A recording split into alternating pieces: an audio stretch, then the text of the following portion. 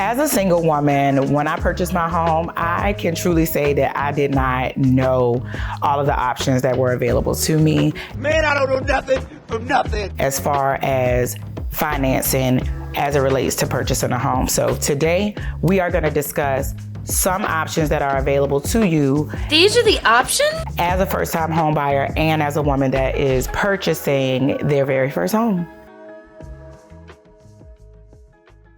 Now, there aren't per se specific financing options for us single ladies, but one of the most frequently used financing option for people purchasing a home would be FHA. FHA is for first-time home buyers. As a single person buying your first home, FHA is probably going to be your best route to go. Right now, it is the cheaper loan. It used to be conventional, but not so much. Right now, FHA is cheaper for you. So FHA requires a 3.5% down payment, and that's 3.5% of the sales price. So you put 3.5% down. The minimum credit score for it is 580. Now, I will say, you don't want to have a 580 credit score. Oh, why not? Everyone else is. Trying to get a house, because you won't enter all types of red flags, jumps, hoops, all types of things. So I would say shoot for about a 620, 640. Yeah, I can do that. But honestly, the minimum for FHA is 580. So as a single person buying your first home, FHA is probably going to be the best way for you to go.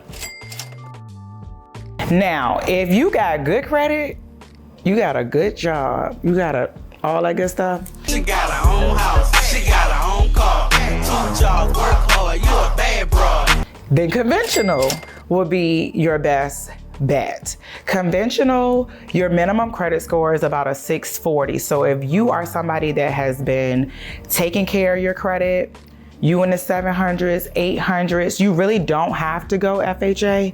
You can do a conventional loan. The minimum down payment for conventional is 3% of the sales price. Now, as a first-time home buyer, your loan officer is probably going to steer you to FHA just because it's the cheaper route as it relates to having to get mortgage insurance and things like that. Not homeowners insurance, mortgage insurance. We'll have to do another video on mortgage insurance to understand. But conventional would be a good loan for those of us single ladies that have worked very hard on making sure that we are maintaining amazing credit. And it allows you to put down a smaller down payment of 3%. All right. It's your birthday month. Okay. All right. It's my birthday month. I ain't made no plans for whatever, man. But let me put this on my calendar so I won't forget. Call Burton's and make a reservation. Now, for my single ladies that don't want to live in the city, you really want to live on the outskirts of the county, you want to live in a rural area. And it don't have to be rural. It just has to fall within the USDA map. God, I love the country. But if that is you, then you may want to do a USDA loan. Now, USDA, they have a lot of little different programs within USDA. And again, that's another video for another day. But just regular USDA, about a 640 credit score is what you need for that. Now, their debt to income ratio requirements are a little bit lower. So you want to have a lot of income and a little bit of debt if you want to do USDA, just because their debt to income ratio is like 41%, where the others you could go up to 50%, meaning that you could borrow up to, you could have debt up to 50% of your monthly income. So USDA is for our rural areas. So, just offskirts, in the woods a little bit. Don't have to be super deep in the woods, but they're gonna be in the sticks and trees a little bit. We're in the woods page. So at USDA, you don't have to put any money down. It is 100% financed. 100%, 0% down. And if you get an agent like me, you could get your closing costs paid, and then you come to the table with no money, right? No money. I don't want to pay over the odds. So USDA is another option for you when you are looking to possibly purchase a home. All right, so all of our single ladies that are out here serving the country, I'm serving you.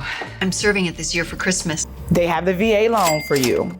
Again, these loans are not just for us as single ladies, but I'm just talking to y'all right now. So VA loan is a good loan for you. Now, they really don't have a credit score minimum. However, it does depend on the lender that you use. So the lender may have their own minimums. Again, you want to have a higher score. Have the highest score that you can.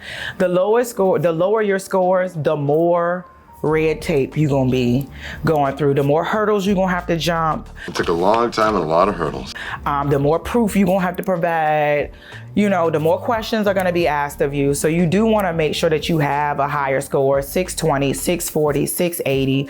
Those, you know, look really good. However, there is not a minimum for VA loans, and it is 100% financed as well. So there is no down payment requirement for a VA loan, and you can purchase a home anywhere as long as you meet the VA qualifications and you're able to get what you need from the VA to provide your lender.